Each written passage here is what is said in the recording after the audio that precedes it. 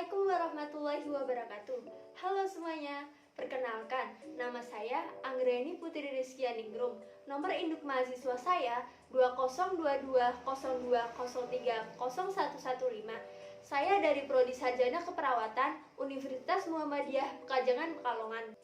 Nah, pada video kali ini saya akan membahas topik apa itu hernia. Sebelumnya, ada yang tahu nggak sih apa itu penyakit hernia? Kalau belum tahu, tonton video kali ini ya.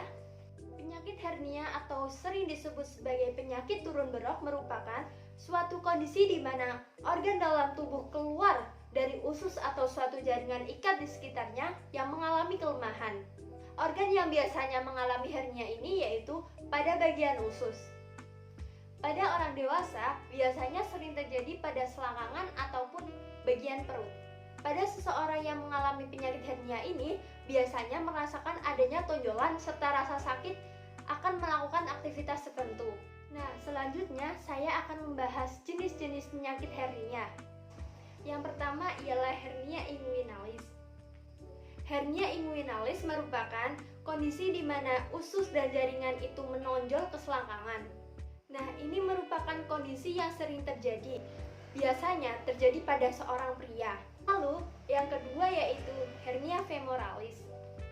Hernia femoralis ini merupakan kondisi di mana jaringan atau usus menonjol ke bagian paha.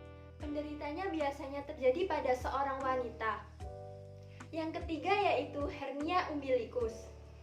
Hernia umbilikus terjadi ketika sebagian jaringan lemak dan usus muncul ke bagian dinding perut, yaitu pada bagian umbilikus. Biasanya terjadi pada anak di bawah usia 6 bulan, di mana lubangnya belum tertutup secara sempurna. Yang keempat yaitu hernia hiatus.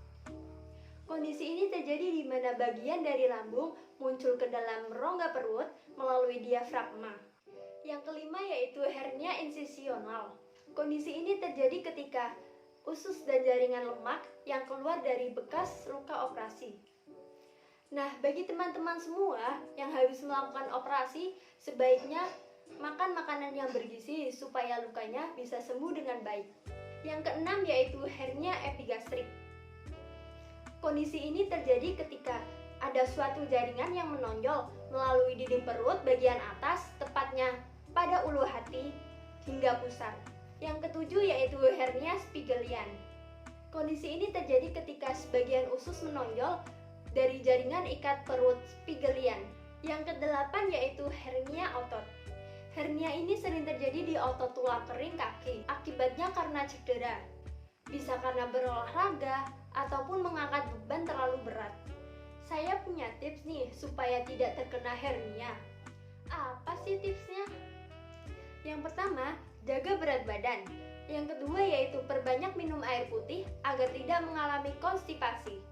Yang ketiga yaitu hindari mengangkat beban terlalu berat. Yang keempat yaitu mengalami penyakit kronis yang menyebabkan seseorang harus batuk terus-menerus, bersin-bersin, maka segeralah periksa ke dokter. Yang kelima yaitu berhenti merokok. Terima kasih, sampai jumpa kembali.